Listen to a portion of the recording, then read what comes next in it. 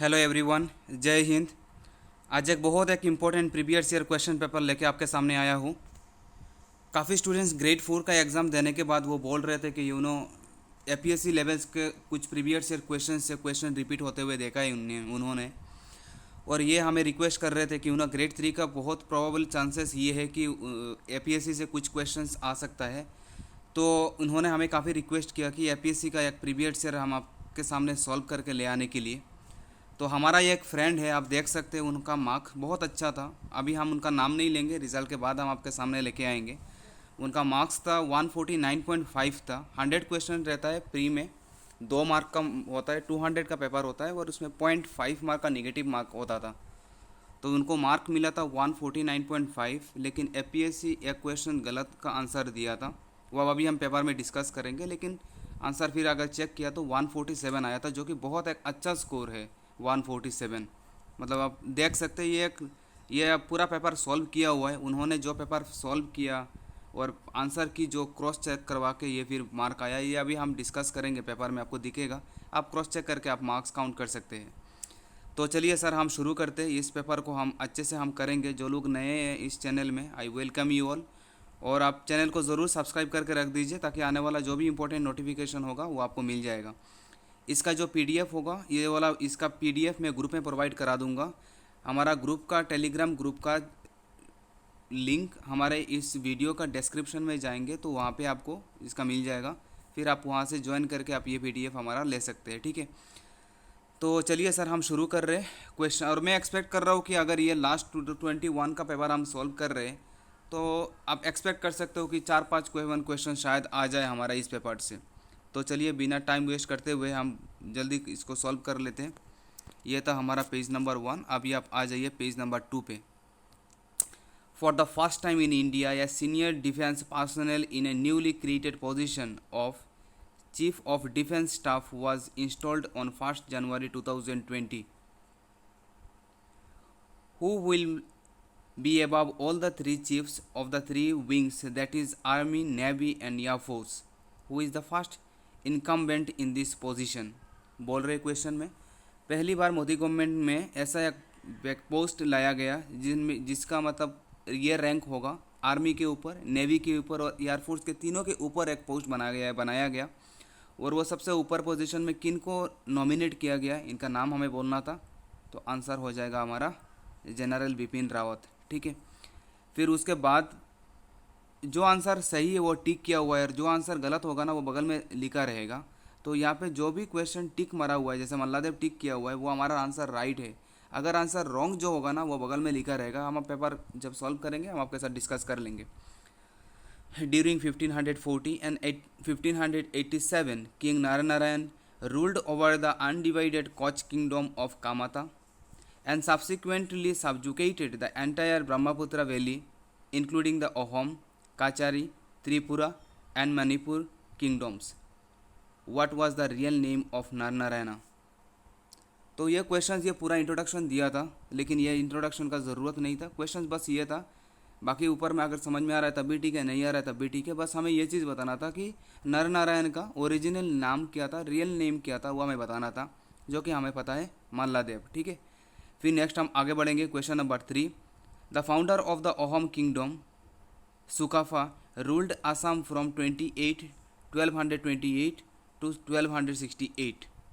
After his death who succeeded him. मतलब question ये बोल रहा है, हमें पता है कि सुकाफा अहोम किंगडम का फर्स्ट किंग थे, ठीक है। कब थे? 28 से लेके 1228 से लेके 1268 तक थे। अब उनके बाद सेकंड में कौन आया था ये आपको बताना था। सेकंड किंग का नाम था सुतेउफा, ठीक है। आप इसको ज़रूर ध्यान रखिए। हमेशा हम फास्ट याद रखते हैं, लेकिन इसी के चलते हमारा सेकंड छूट जाता है। सेकंड इंपॉर्टेंट है यहाँ पे। As a great patron of Shakta Hinduism, an Ahom king built the Umananda temple on Peacock Island of Guwahati around 1694 AD. Who was he? Question बोल रहा है, सिंपल सा क्वेश्चन, उमानंद टेम्पल किसने बनाया? गदाधर सिंहा, ठीक है। फिर उसके बाद आप आगे बढ़िए। King Shiva Singha entrusted Krishna Narayan Bhattacharya as Shakta priest from Navadvip in West Bengal to manage the Kamakhya temple. How do we know him more properly? उनको हम और पॉपुलरली किन नाम से जानते हैं ये आपको बताना था। King Shiva Singha entrusted Krishna Narayan Bhattacharya a Shakta priest from Navadvip in West Bengal to manage the Kamakhya temple. उनका नाम क्या था? उनका नाम था पर्वतिया गोहाइन। ठीक है, फिर क्वेश्चन नंबर 6 में आ जाइए। चाउ सुहुमोंग was the first Ahom king to adopt a Hindu title, indicating a move towards an inclusive polity. Which Hindu name did he take? ये तो हमें पता है, सुहुमोंग का हिंदू नेम था स्वर्ग नारायण। ठीक है, फिर उसके बाद हम नेक्स्ट पेज में जा रहे हैं।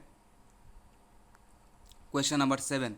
अगर ना क्वेश्चन आपको अच्छे से नहीं दिखेगा ना तो आप वीडियो को थोड़ा हायर रेजोल्यूशन में देख लीजिएगा। क्वेश्चन नंबर 7 में बोल रहा है the best passing out of cadet of National Defence Academy Khadakwasla Pune is conferred the. तो सबसे अच्छा जो मतलब एनडीए का सबसे बेस्ट जो कैडर जो निकालते हैं, मतलब जो टॉप जो करते हैं, उनको कौन सा अवार्ड दिया जाता है ये हमें बोलना था। राइट आंसर हो जाएगा हमारा लचित बोरफुकन गोल्ड मेडल। ठीक है, जो मतलब उस एनडीए का जो बैच का जो टॉपर होते हैं, जो टॉप पोजीशन जो बाहर आते हैं, उनको इस अवार्ड से नवाजा जाता है। ठीक है, फिर उसके बाद नेक्स्ट 8 नंबर में आ जाइए। Who was the ruler of Kashmir at the time of India's independence.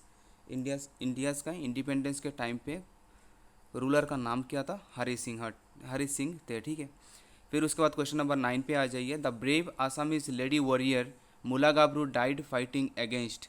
ये तो हमें पता है, तुर्बक खान। ठीक है, question number 10। Who was the first Assamese to fight against the British? Again that is very easy.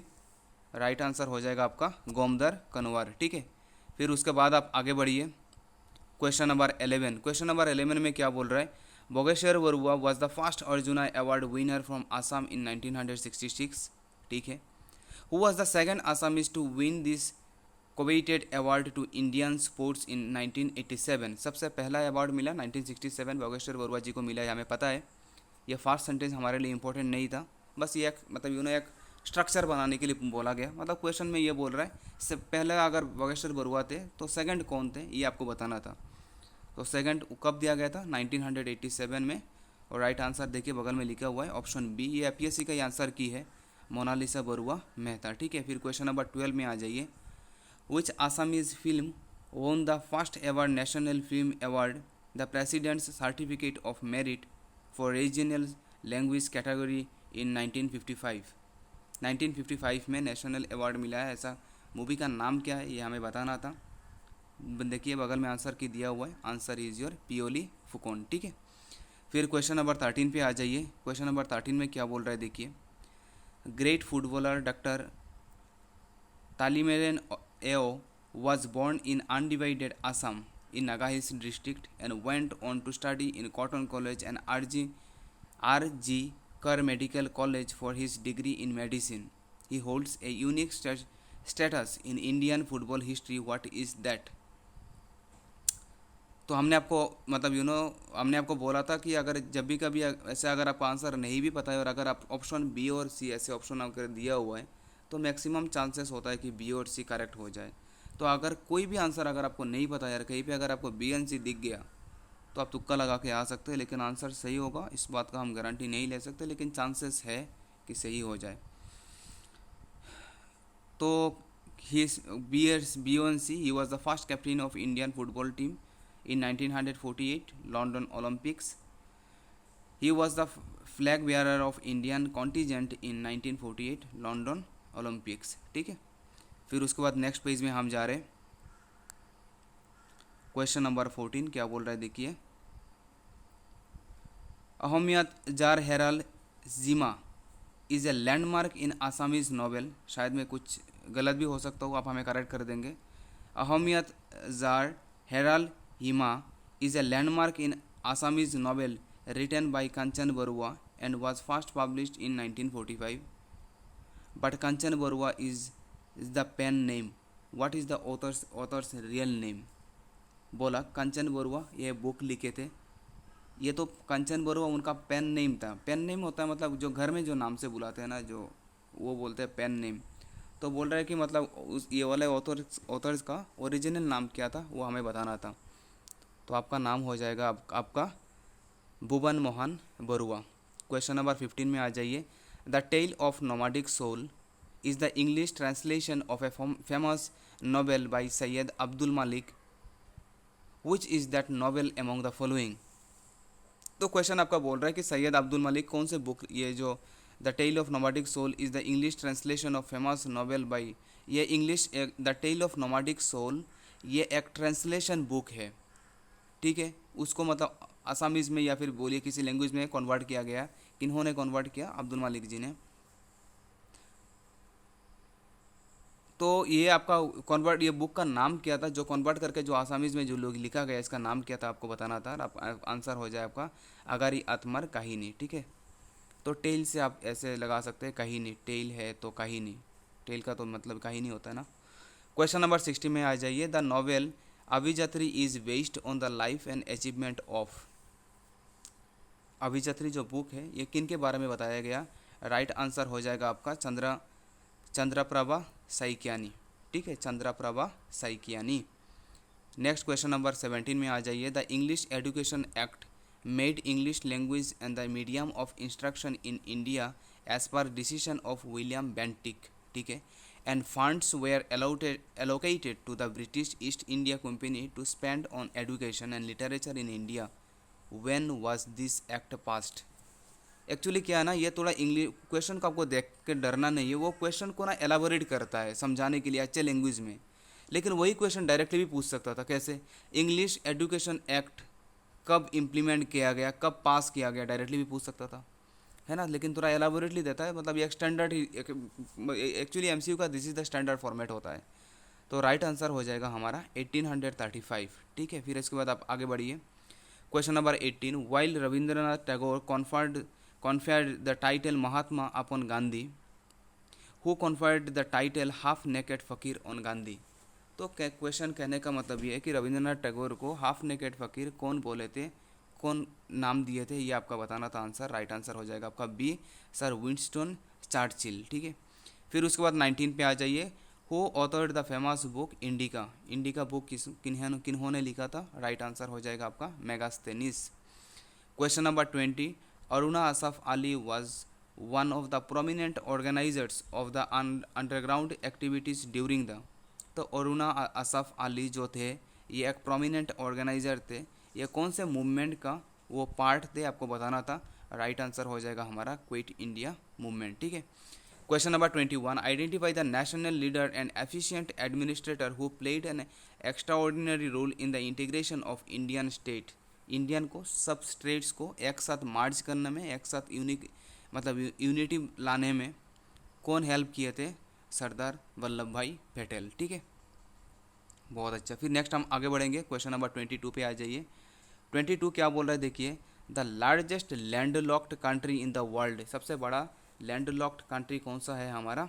Right answer हो जाएगा आपका डी, कजाकिस्तान, ठीक है। Question number 23, find out which of the following pairs is are correct, कौन सा correct है ये आपको बताना था। राइट आंसर है आपका D, all are correct. Khamti Arunachal Pradesh, Ao Nagaland, मलेचरी लक्षद्वीप, ठीक है। फिर उसके बाद 24 पे आ जाइए। Which country is the largest archipelago country in the world, सबसे बड़ा आर्चिपेलागो कौन सा है ये आपको बताना था। तो राइट आंसर हो जाएगा हमारा इंडोनेशिया, ठीक है। 25 में आ जाइए। इसी क्वेश्चंस का हम बात कर रहे थे, है ना। Which of the following rivers has the largest river basin in the Indian सब कॉन्टिनेंट? ये सीबीएसई में दिया हुआ है, बी ऑप्शन दिया हुआ है इंदास, लेकिन एपीएससी मतलब बोल रहा है कि आंसर सी होगा, गंगा। तो हम स्टेट बोर्ड के साथ ही जाएंगे, हम सी के साथ जाएंगे। गंगा लार्जेस्ट रिवर बेसिन बनाता है, ठीक है। ये हमने क्रॉस चेक किया, लेकिन जो भी हो छोड़ दीजिए। बैकग्राउंड में क्या हो रहा है क्या नहीं हो रहा है इंपॉर्टेंट नहीं है हमारे लिए। हम तो एपीएससी का आंसर के साथ जाएंगे, और एपीएससी आंसर की है हमारा सी, तो हम गंगा के साथ जाएंगे। तो फिर उसके बाद आप आ जाइए question number 26, the boundary demarcation between the Indian of Pakistan came into force on 17 August 1947, which line divides this two countries? हमें पता है, बोल रहा है कि इंडिया और पाकिस्तान को कौन सा लाइन से सेपरेट कर रहा है, ये बताना था। राइट आंसर हो जाएगा रेड क्लिफ लाइन, ठीक है। 27, the islands Seychelles are located in the, Seychelles ये कहाँ पे प्रेजेंट है ये आपको बताना था। राइट आंसर हो जाएगा हमारा इंडियन ओशन, ठीक है। 28 पे आ जाइए। Which of the following wild life sanctuaries national parks is located in the Assam Arunachal Pradesh border? Assam Arunachal border पे कौन सा वाइल्ड लाइफ सेंचुरी या फिर नेशनल पार्क मिलता है, वो हमें बताना था। ये काफ़ी इंपॉर्टेंट हमें लग रहा है, क्योंकि देखिए आसाम और अरुणाचल का लास्ट डिस्ट्रिक्ट पूछा था ग्रेड 4 में, क्या पता कि यहाँ पे आपका वाइल्ड लाइफ और लास्ट मतलब वो वाइल्ड लाइफ और इसमें नेशनल वाइल्ड लाइफ या फिर नेशनल पार्क्स पूछ ले।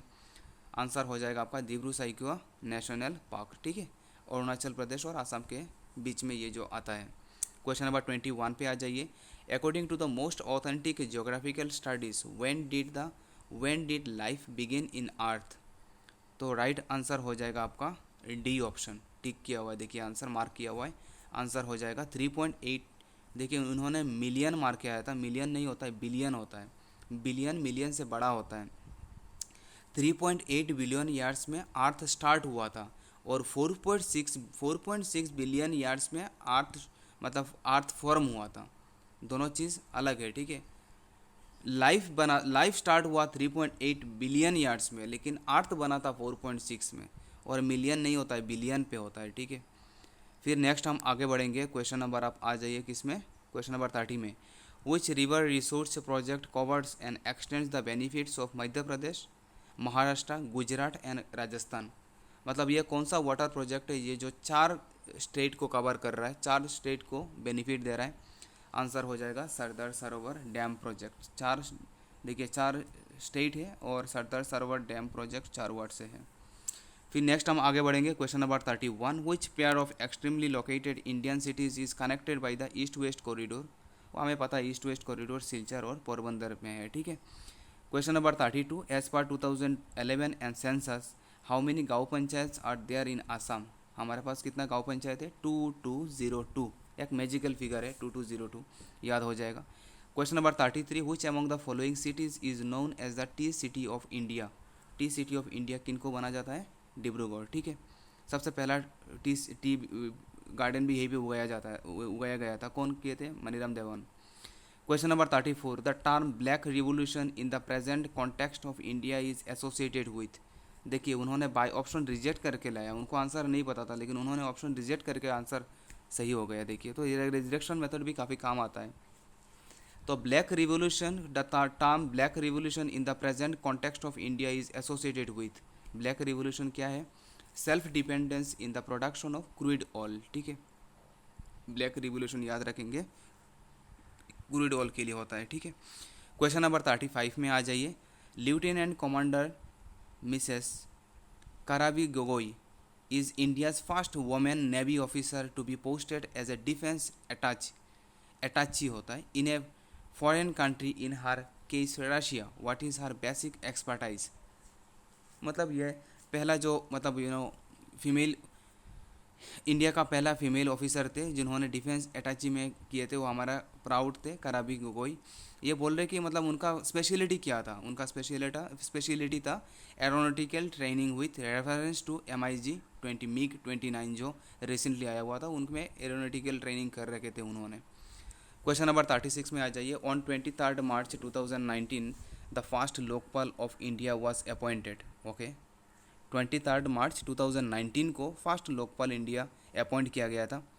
Identify the first Lokpal from the options given below. तो सबसे पहले लोकपाल कौन थे ये आपको बताना था। राइट आंसर हो जाएगा आपका श्री पिनाकी चंद्र घोष, ठीक है। फिर उसके बाद 37 पे आ जाइए। When was Assam detached from Bengal presidency and was made a separate chief commissionership? तो बंगाल प्रेसिडेंसी से आसाम कब डिटैच हो गया था ये आपको बताना था। राइट आंसर हो जाएगा 1874, ठीक है। क्वेश्चन नंबर 38 पे आ जाइए। Which of the following articles empowers the governor to appoint the chairman and other members of a state public service commission? तो ये हमारा गवर्नर को ये आर्टिकल राइट देता है कि बाकी वो chairman and members of the APSC board को वो रिक्रूट करे। तो ये आर्टिकल 316 के तहत, ठीक है, गवर्नर के पास वो आपका पावर है। फिर उसके बाद नेक्स्ट आप आगे बढ़िए। क्वेश्चन नंबर कितना है? 39। क्वेश्चन नंबर 39 क्या बोल रहा है? Who was the first speaker of Lok Sabha of the Indian parliament? ये हमें पता है, GV मावलंकर थे हमारा फर्स्ट लोकसभा का स्पीकर। क्वेश्चन नंबर 40 पे आ जाइए। Who was India's prime minister when the government introduced the modern Panchayati Raj system by the 73rd constitutional amendment act and gave it a constitutional status? तो question ये बोल रहा है कि जब 73rd अमेंडमेंट में पंचायती राज को एक कॉन्स्टिट्यूशनल स्टेटस दिया गया था, तो उस टाइम पे हमारे पीएम कौन थे ये हमें बताना था। तो राइट आंसर हो जाएगा हमारा पीवी नरसिम्हा राव। ठीक है, फिर उसके बाद आप आ जाइए 41 पे। 41 क्या बोल रहे हैं, विच among the following schedules of the Indian constitution is related with the distribution of powers between union and state. ये कौन सा शेड्यूल है जो आपका पावर और यूनियन के बीच में, सेंट्रल और स्टेट गवर्नमेंट के बीच में पावर डिस्ट्रीब्यूट करता है, ये कौन सा शेड्यूल में मेंशन किया गया। ये आपका 7th शेड्यूल में ये वाला मेंशन किया गया है। ठीक है, 7th is the right answer. Question number 42 में आ जाइए। The concept of integral humanism and Antyodaya were associated which of the following visionary thinkers of India। ठीक है, ये आपको पता होगा इंटीग्रल ह्यूमनिज्म जो आया हुआ है, ये आया हुआ है हमारा दीनदयाल उपाध्याय। ठीक है, फिर उसके बाद आप आगे बढ़िए। Question number 43, when did the first amendment of the Indian constitution took place. ये सब कब हमारा पहला अमेंडमेंट कब हुआ था, हमारा हुआ था आपका जून 18, 1951। ठीक है, फिर उसके बाद 44 पे आ जाइए। Which freedom fighter earned the sobriquet the nightingale of India. मतलब क्वेश्चन में ये बोल रहा है कि नाइट एंगल ऑफ इंडिया किन को बोला जाता है, ये हमें पता है। राइट आंसर होगा आपका सरोजिनी नायडू। क्वेश्चन नंबर 45 में आ जाइए। Under article 368 the parliament has no power to repeal the fundamental rights because they are. तो अंडर आर्टिकल 368 ये चीज़ बोल रहा है कि पार्लियामेंट के पास ऐसा कोई पावर नहीं है कि वो फंडामेंटल राइट्स को कुछ छेड़खानी कर सके। तो ये इसका बेस क्या था इसके पीछे, तो राइट आंसर हो जाएगा integral part of basic structure of the constitution. Basic structure को हम चेंज नहीं कर सकते। फिर आगे बढ़िए। Question number 46, the concept of dual citizenship in the union of India to the persons of Indian origins belonging to some specific countries was recommended by. ये किन्होंने रिकमेंड किया था, डुअल सिटीजनशिप को किन्होंने रिकमेंड किया था, ये आपको बताना था। राइट आंसर हो जाएगा आपका सिंघवी कमेटी। ठीक है, फिर उसके बाद नेक्स्ट हम आगे बढ़ेंगे। काफ़ी इंपॉर्टेंट क्वेश्चंस है, इसमें आने का चांसेस बहुत ज़्यादा है। क्वेश्चन नंबर 47 में आप क्या बोल रहे हैं, देखिए। Equal opportunity in matters of public employment is guaranteed under which article. मतलब कौन सा आर्टिकल इक्वल अपॉर्चुनिटी हमें प्रोवाइड कर रहा है, ये हमें बताना था। आर्टिकल 16 हो जाएगा आपका राइट आंसर। 48 पे आ जाइए। Which of the following fundamental rights are available only to the citizens of India. ये काफ़ी कंफ्यूजिंग क्वेश्चंस था। तो ये आपका मतलब कौन से, ये वाला आपका जो दिया गया 4 ऑप्शन में से कौन सा ऑप्शन, मतलब ये बस इंडियन को ही अलाउड है, इंडियन के बाहर जो फॉरेनर्स वगैरह के लिए वो एप्लीकेबल नहीं है, हमें बताना था। Question number point number 1, right to equality of opportunity in matters of public employment. Obviously अब मतलब ये तो बाहर वालों के लिए तो नहीं होना चाहिए ना, right to equality of opportunity in matters of public employment जो इंडियन को लिए ही है, बाकी बाहर वालों के लिए नहीं होता है। इक्वलिटी बिफोर लॉ, नहीं, सबका बराबर नहीं होता है। Right to freedom of religion, ये भी नहीं होना चाहिए। Right to freedom under article 19। तो इक्वलिटी बिफोर लॉ, मतलब कहने का ये मतलब है कि ये मतलब पॉइंट आपको लेना है जो इंडियन वालों के लिए ही होगा, बाकी वालों के लिए नहीं होगा। आप मान लीजिए फॉरेनर्स का कोई एक फॉरेनर अगर हमारे इंडिया में आ रहा है, तो हमारा ये मतलब हमारा गवर्नमेंट का ये काम नहीं है कि उनको जॉब दिलाए। वो जॉब मिले तभी ठीक है, रहना चाहते रहिए, जाना चाहता है जाइए, जाने वाले को कौन रोक सकता है। तो उनको हमें उससे कोई मतलब नहीं है। लेकिन हम इंडियन वालों के लिए we are more curious about the Indians, हम अपने इंडियंस के बारे में सोचेंगे ना। इक्वलिटी बिफोर लॉ वो तो ठीक है, वो तो मतलब सबके लिए बराबर है। Right to freedom of religion, बाहर वाला आ रहा है जो भी रिलीजन मनाना चाहता है मनाइए, हमारे वाला भी जो रिलीजन मनाना चाहते हैं सब मिल के बनाइए, क्या दिक्कत है। तो बाहर वालों के लिए और अंदर वालों के लिए सब बराबर है। पॉइंट नंबर 2 और पॉइंट नंबर 3 उनके लिए कोई स्पेशलिटी नहीं मिलेगा। Right to freedom under article 19 वो तो हमारे लिए ही, इंडियन वालों के लिए, इंडियन कॉन्स्टिट्यूशनल आर्टिकल इंडियन वालों के लिए एप्लीकेबल होगा। तो आंसर हो जाएगा 1 and 4। बहुत अच्छा। तो आ जाइए 49, in the Indian constitution the method of election of the president of India is taken from which country. तो हमारा प्रेसिडेंसी का इलेक्शन जो होता है ये कौन से कंट्री से लिया गया है, यह लिया गया है आपका आयरलैंड से। ठीक है, फिर उसके बाद नेक्स्ट आप आगे बढ़िए। क्वेश्चन नंबर 50 में देखिए। As per the tripartite Assam accord signed among the government of India, the government of Assam and the leaders of the Assam agitation ASU and all Assam Gana Sangram Parishad on 15th August 1985। वो जो आपका Assam accord जो हुआ था उसका बात कर रहे हैं। What was set up as cut off date for detection and deportation of illegal migrants to Assam. Illegal migrants को मतलब उसके लिए एक डेट सेटअप किया गया। आंसू और आपका ये आपका ऑल असम गण संग्राम परिषद ये सब मिलके 1985 में बहुत इंडिया मतलब असम में काफ़ी मतलब इसका ग्रेट रोल है। बहुत मेहनत की है, बहुत फाइट की है इनके लिए, इन इलीगल माइग्रेंट्स को मतलब हटाने के लिए। तो इसका वो हुआ था, ये एक डेट सेटअप किया गया था कि उस डेट के बाद अगर वो आ रहे हैं तो इलीगल माइग्रेंट्स मतलब डिसाइड मतलब माना जाएगा। और वो डेट था हमारा, कौन सा डेट था हमारा? हमारा डेट था 24 मार्च 1971। क्वेश्चन 51 पे आ जाइए। The 4 districts under BTC. BTC में कौन सा डिस्ट्रिक्ट आता है ये आप बताना था। कोकराझार, बक्सा, चिरांग एंड उदालगुरी। अभी तो एक नया शायद तामुलपुर भी ये भी ऐड हो गया होगा। आप हमें बता दीजिए तामुलपुर ऐड हुआ है कि नहीं, ये बता दीजिए एक बार। क्वेश्चन नंबर 52 पे आ जाइए।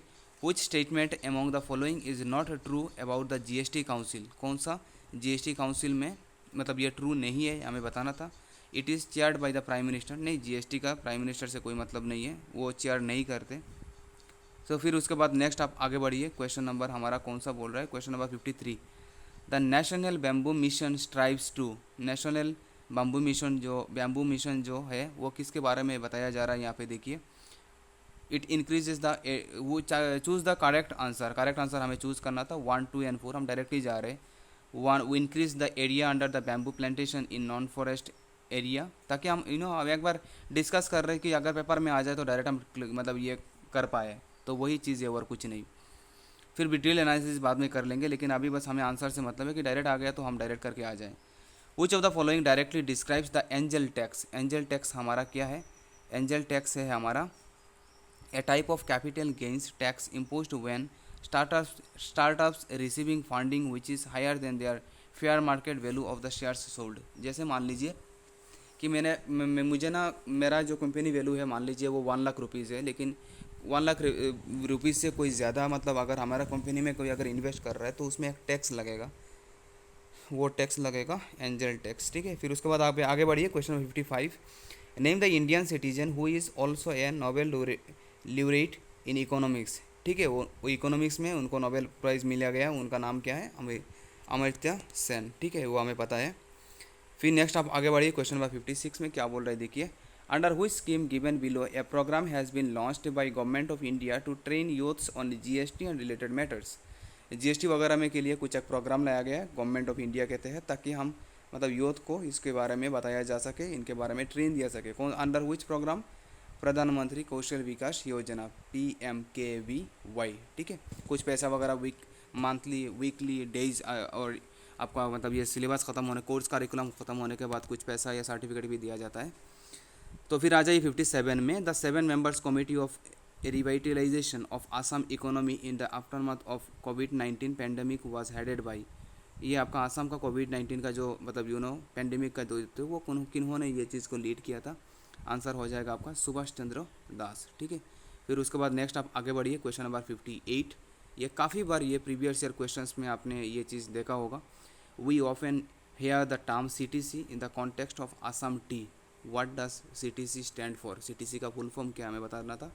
राइट आंसर हो जाएगा आपका A, crush tear curl. CTC होता है।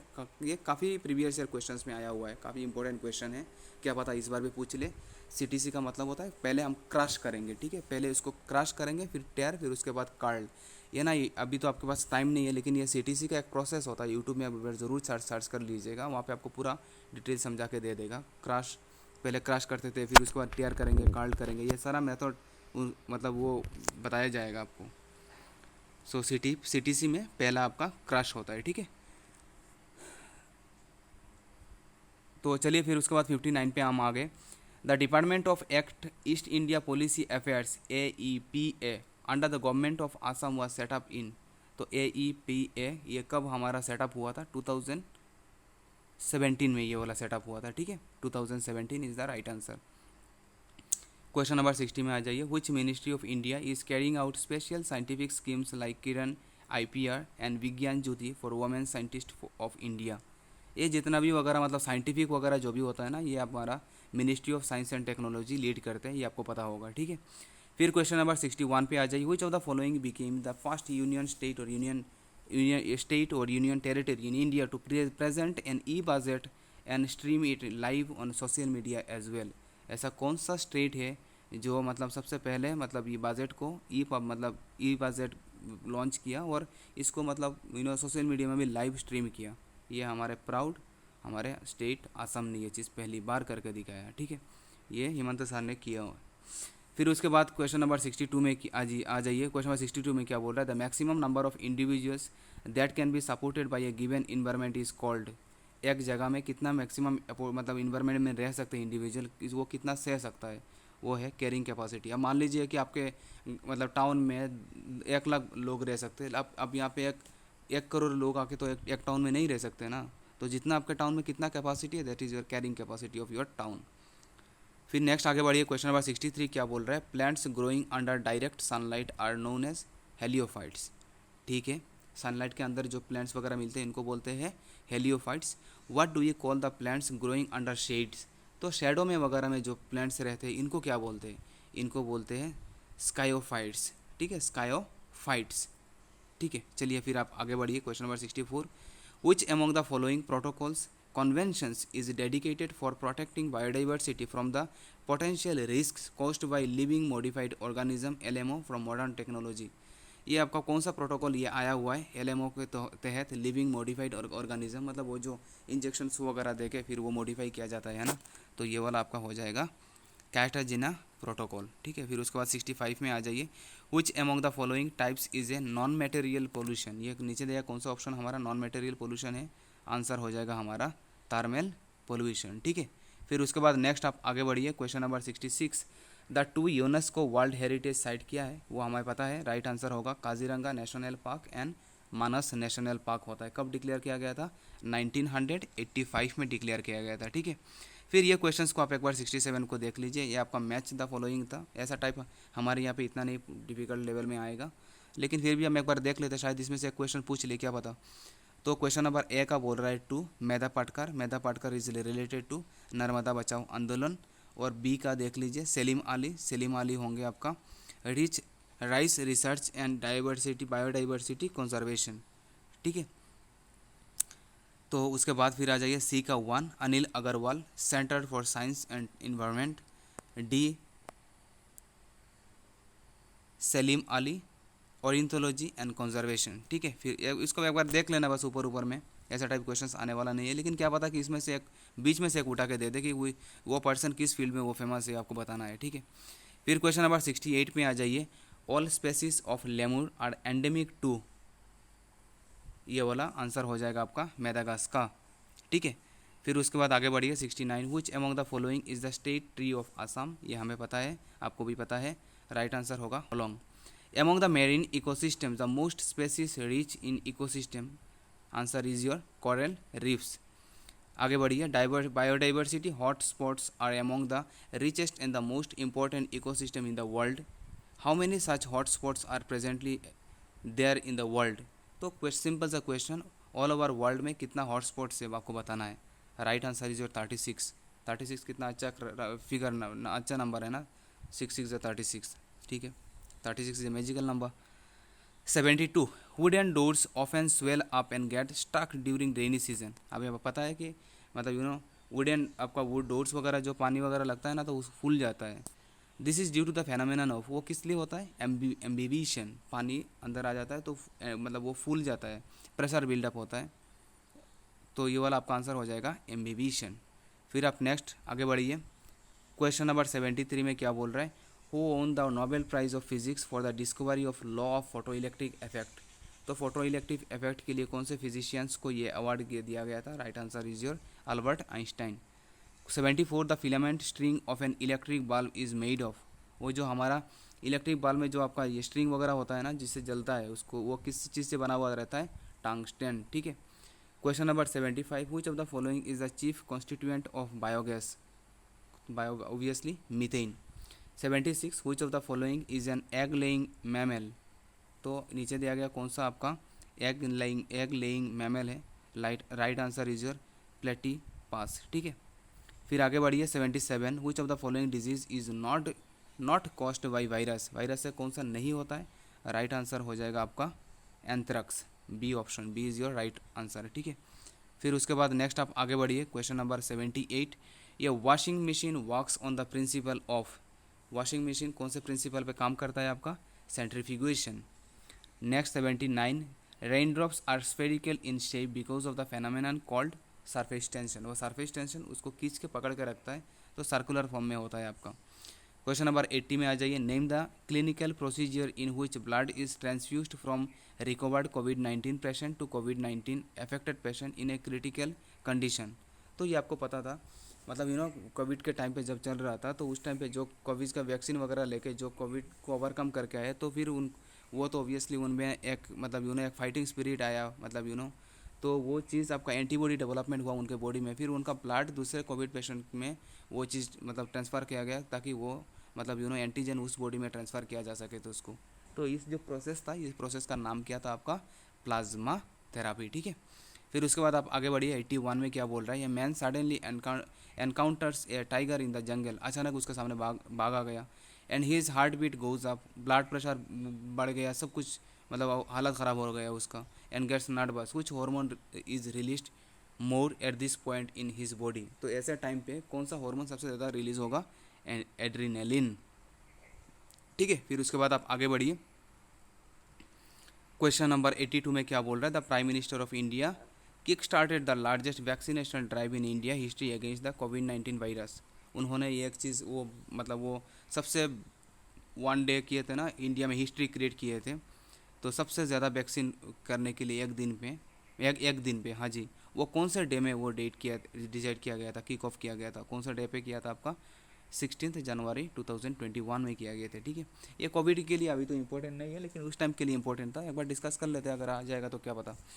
क्वेश्चन नंबर 83 क्या बोल रहा है, देखिए, the biggest vaccine manufacturer by volume in the world is, ये आपको पता होगा, right answer is your serum institute of India, ठीक है।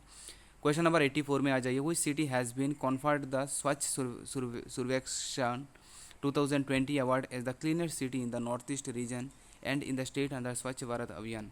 तो हमारे स्वच्छ भारत अभियान के तहत नॉर्थ ईस्ट में सबसे क्लीनेस्ट सिटी कौन सा मतलब डिक्लेयर किया गया, हमें बताना था, राइट आंसर हो जाएगा जोरहाट। कॉन्ग्रेचुलेशंस टू ऑल जो जोरहाट से है, हमें वीडियो देख रहे हैं जो जोरहाट से, कॉन्ग्रेचुलेशंस टू एवरीवन, आपने बड़ा अच्छा अपने टाउन को सजा के रखें, ताकि आपको बेस्ट अवार्ड नॉर्थ ईस्ट की कैटेगरी में दिया गया। 85 में आ जाइए, question, which country on 19 July 2020 launched its first mission to the Mars, United Arab Emirates, ठीक है। 86 में आ जाइए, the much discussed line of actual control LAC is a disputed border line between, ये LAC किन की दो के बीच में है, इंडिया एंड चाइना के बीच में है, ठीक है। फिर उसके बाद आ जाइए question number 87, the Paris agreement of the UN framework convention on climate change is to limit global warming well below, ये इससे बिलो नहीं आना चाहिए, वो है आपका 2 डिग्री सेंटीग्रेड, ठीक है, 2 degree. 88 against 232 electoral votes won by Donald Trump, ये अभी इंपॉर्टेंट नहीं है, लेकिन उस टाइम के लिए इंपॉर्टेंट है, बट देख लेते हैं। Against 232 electoral votes won by Donald Trump, how many electoral votes were backed by the Joe Biden in the November 2020 in US election. तो उस टाइम पे ऑब्वियसली जो बिडेन जीते थे, और उनको कितना वोट मिला था, 306, और डोनाल्ड ट्रंप को कितने मिले थे, 232, ठीक है। फिर उसके बाद आप आ जाइए 89 में क्या बोल रहे हैं, the Nobel prize in literature for the year 2020 was own by, तो 2020 का नोबेल प्राइज़ किन को दिया गया, लुइस ग्लाक को दिया गया, ठीक है। अभी इस बार को किन को ये नोबेल पीस प्राइज़ फिजिक्स, मतलब ये जितना भी अवार्ड वगैरह है ना, आप एक बार ज़रूर देख के जाएंगे। और फिर उसके बाद हमारा स्टेट का जो कैबिनेट में किन को कौन सा डिपार्टमेंट मिला है, कैबिनेट मिनिस्ट्री वगैरह, आप एक बार ज़रूर देख के जाएंगे। आर्टिकल अमेंडमेंट एक बार लास्ट आवर्स में ज़रूर देख के जाइए, ठीक है। चलिए फिर उसके बाद नेक्स्ट क्वेश्चन नंबर 90 पे आ जाए। 90 में आप क्या बोल रहे हैं, Sittwe port in Myanmar which is being financed by India is a part of which project, ये हमने सितवे पोर्ट म्यांमार को जो हमने फाइनेंस किया है, ये मतलब कुछ कौन से प्रोजेक्ट के तहत हमने किया है, राइट आंसर हो जाएगा आपका Kaladan multi modal transit transport project, ठीक है। फिर आगे बढ़िए 91, on 26 January 2020 we lost an all time great basketball player who used to play for Los Angeles Lakers in the National Basketball Association for 2 decades. Who was he? तो ये 2020 मतलब उस time का करंट अफेयर्स का question था, लेकिन अभी इस मोमेंट के लिए इंपॉर्टेंट नहीं है, लेकिन फिर भी आप एक बार देख लीजिए। राइट आंसर ये आप करंट अफेयर्स का सेक्शन आ जाएगा आपका, ये राइट आंसर हो जाएगा आपका कोबी ब्रियांट। ठीक है, अगर आपका 2020 का 2020 इसका आप मतलब स्किप कर सकते हैं, लेकिन ये इंपॉर्टेंट है। The FIFA world cup football 2022 will be hosted by, तो ये जर्मनी में, सॉरी कतार इज़ द राइट आंसर, कतार, ऑप्शन सी कतार हो जाएगा। ठीक है, फिर आप आगे बढ़िए। Question number 93, which among the following removed the pre democracy books from the public libraries recently. ये हांगकॉन्ग, चाइना में, और हांगकॉन्ग में काफ़ी दिक्कत हुआ। हांगकॉन्ग को मतलब उनका डेमोक्रेसी राइट छीन लिया गया, काफ़ी टॉर्चर हुआ चाइना के द्वारा, तो उस टाइम पे हांगकॉन्ग का जो भी डेमोक्रेसी राइट्स था उनको ले लिया गया। ठीक है, अभी बढ़िए 94 में आ जाइए। On 25 May 2020 a few officers of Minneapolis police mercilessly killed a black man who was charged using, ये उस टाइम का करंट अफेयर्स का क्वेश्चन है। मतलब उस टाइम पे मतलब मैं उसका स्टोरी बता देता हूँ। वो मतलब वो सिगरेट के लिए कुछ बोल रहा था, मतलब लेकिन उनको वो टोन अच्छा नहीं लगा, लेकिन फिर उसको इतना पनिशमेंट दिया कि उसमें वो पूरा मतलब डेथ हो गया। फिर ये कुछ एक ब्लैक फाइटिंग का था, तो फिर उसका मतलब कलर स्किन को लेके बहुत बड़ा मूवमेंट हो गया था उस टाइम पे यूएस में। ठीक है, ये काफ़ी न्यूज़ चैनल चला था उस टाइम पे। तो वो क्वेश्चन पूछ रहा था कि and social system for a long time is, तो बोल रहा है नेम ऑफ दिस मैन, वो मैन कौन था जिनको ये मार दिया गया था। मतलब इतना वो हार्श पनिशमेंट हुआ था, मतलब उसका वीडियो भी वायरल हो गया था। तो राइट आंसर हो जाएगा आपका जॉर्ज फ्लॉयड। ठीक है, फिर उसके बाद 95 में आ जाइए।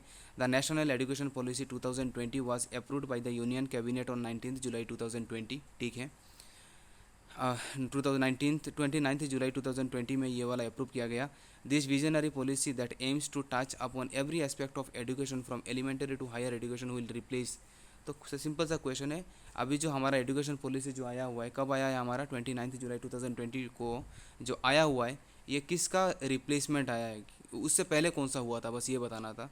उससे हुआ था आपका नेशनल पॉलिसी ऑन एजुकेशन 1986, जब हमारा राजीव गांधी जब उस टाइम के प्रेसिडेंट थे, तो उस टाइम पे ये वाला इम्प्लीमेंट किया गया था। ठीक है, फिर उसके बाद नेक्स्ट आप ये लास्ट पेज में आ जाइए।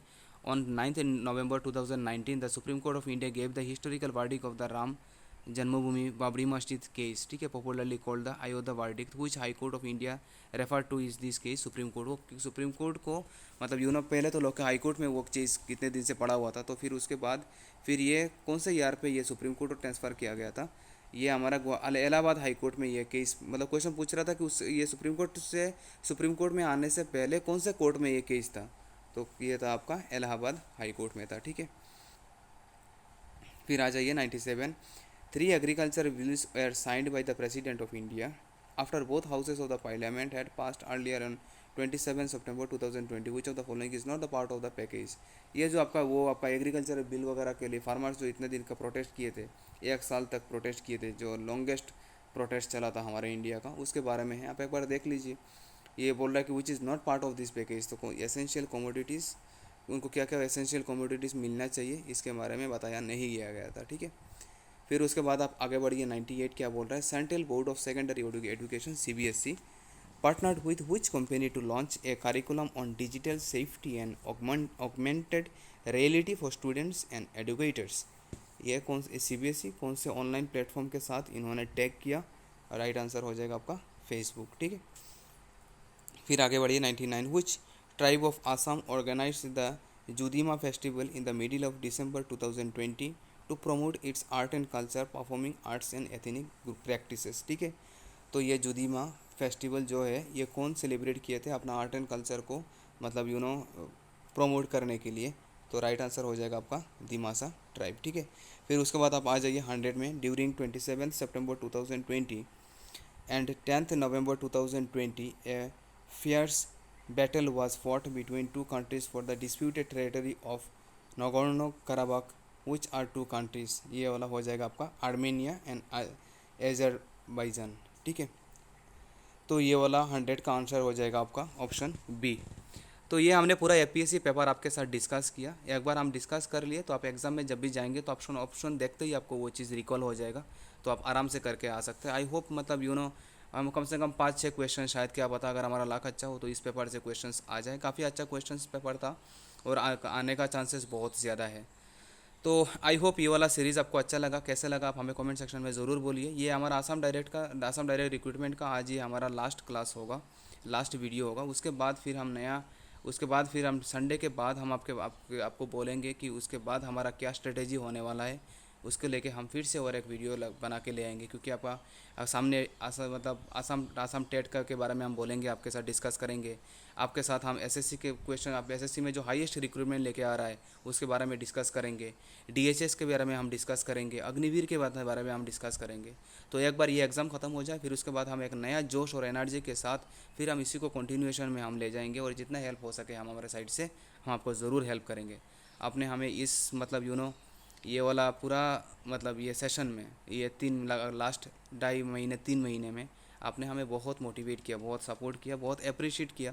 तहे दिल से इस बात का शुक्रिया। हमें बड़ा अच्छा लगा आपका कंपनी, आपने बहुत मोटिवेट किया हमें। हमने सोचा भी नहीं था इतने कम टाइम में हमारा इतना फैमिली बड़ा हो जाएगा, लेकिन आपने वो कर दिखाया।